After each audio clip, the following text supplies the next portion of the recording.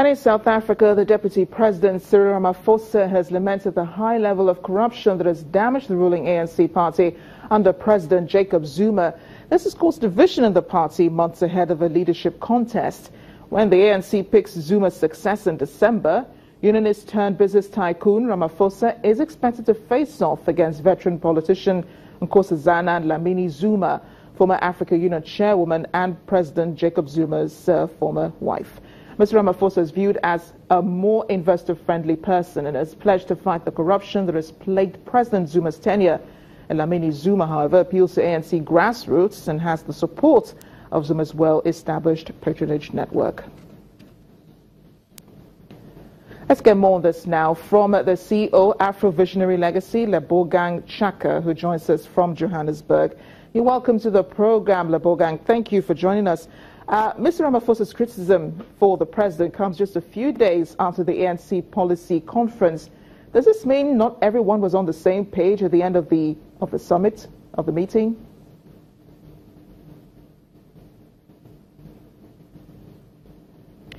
Lebogang, I'm hoping the network stay with us today. The Ramaphosa criticism of President Jacob Zuma, saying the government or the party is more corrupt under his leadership, does this mean the conference was not as successful in addressing internal divisions, or is this all a campaign strategy for him to become president? What we're seeing with the deputy president's comments is really that he's really putting himself up to say that, you know what, he's ready to serve South Africa, he's ready to run for office of president. And he's coming out full force to say that, you know what, he's no longer going to keep quiet about some of the corruption that he deems that he's been seeing happening in the ANC. And he's offering a voice to say that he's going to clean out the scandals. He's calling for money to be paid back, for officers to be held to task. And what he's saying is that he's reached a point where even at the policy conference, he started to see more and more issues and more information about, the state being looted and so forth. And now he's really putting himself out to say that he has these solutions, and this is what he's calling to see South Africa really get back on track. This is the largest party in South Africa, so I imagine that lots of South Africans are, members of the ANC, those who are politically aware.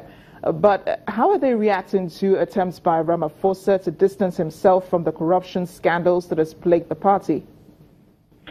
What's really happened is in South Africa, we have been having continuous calls, whether it be the veterans inside the ANC, whether it be society at large taking onto the streets to say that there needs to be a change in the corruption that we're seeing. So there's, some South Africans are saying, that there is corruption in the ANC and it should be rooted out.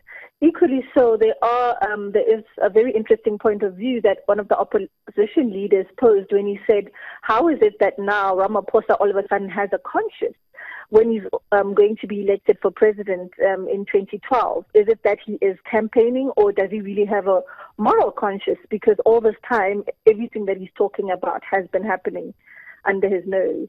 So the nation is quite divided, polar opposites. But what does the party think? Are they also listening to what he's saying, or do they have plans to, quell his own political views in the party? Like I said, there are many people, the nice thing about South African politics is you can really come out and have a say and have a view.